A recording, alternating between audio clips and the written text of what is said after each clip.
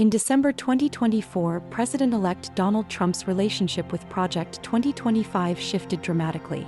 Initially, during his presidential campaign, Trump labeled parts of this extensive 900-page guideline from the Heritage Foundation as ridiculous and abysmal. He distanced himself, claiming ignorance regarding the initiative. As he prepares for his second term, however, there's a notable change in tone. During an interview with Time magazine published shortly after being named 2024's Person of the Year, Trump reconsidered his earlier stance. He stated, "I don't disagree with everything in Project 2025, but I disagree with some things." He acknowledged that while his reluctance to engage with the project stemmed from not wanting to be associated with it, he found merit in certain aspects. This change signals a complex relationship between Trump and the conservative agenda.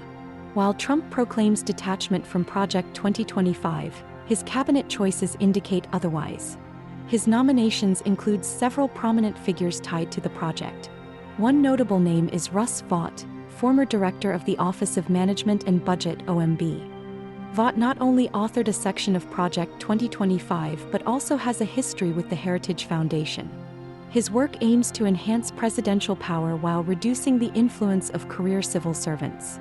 Brendan Carr, another nominee, wrote the chapter on the Federal Communications Commission (FCC) within Project 2025. He is set to lead the FCC, emphasizing a stricter oversight of big tech companies. These nominations suggest that Trump is not just filling roles but may also be steering towards Project 2025's policy recommendations. Project 2025 outlines an extensive plan for overhauling the executive branch.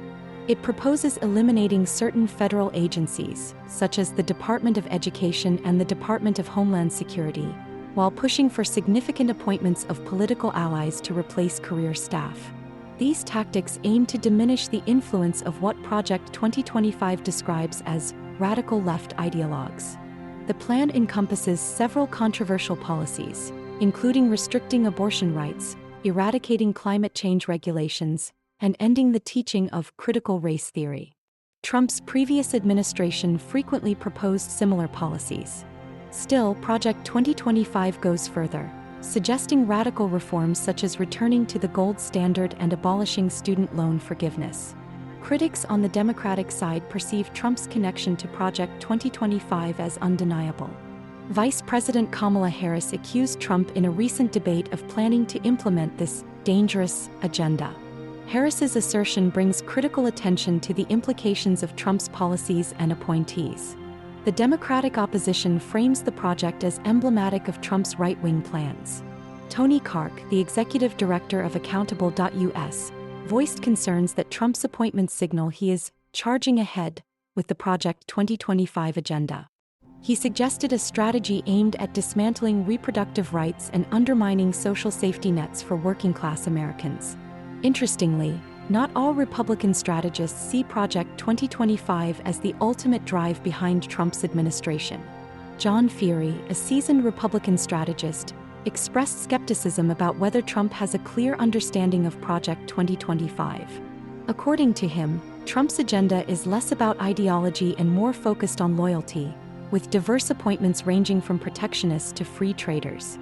This viewpoint indicates a more complex dynamic within the Republican Party regarding the project. Karoline Leavitt, Trump's spokesperson, rebuffed accusations regarding the president's connection to Project 2025. She reiterated that Trump's selections reflect a mandate from the American people to prioritize American interests.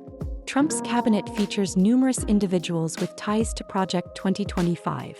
John Ratcliffe, named CIA director, is another Project 2025 contributor.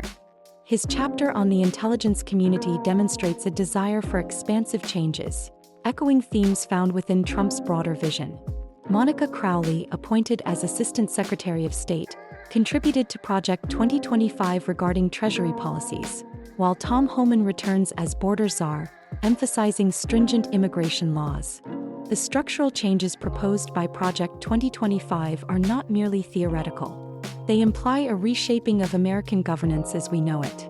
The proposed agenda includes restructuring financial regulatory systems, which could potentially lead to the elimination of the FDIC. Such drastic measures raise concerns about financial security among Americans.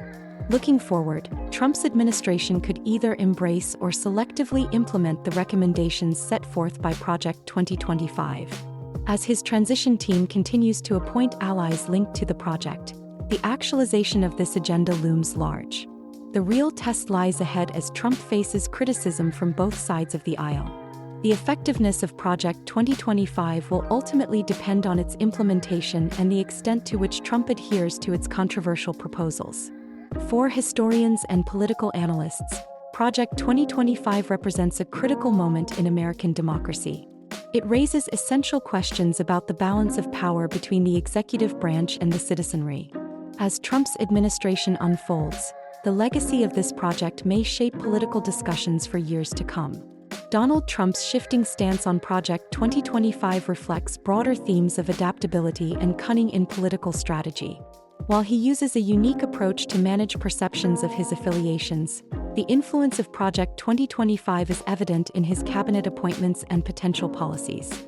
As we witness this transformation, both supporters and critics will remain vigilant in observing its impact on America's political landscape.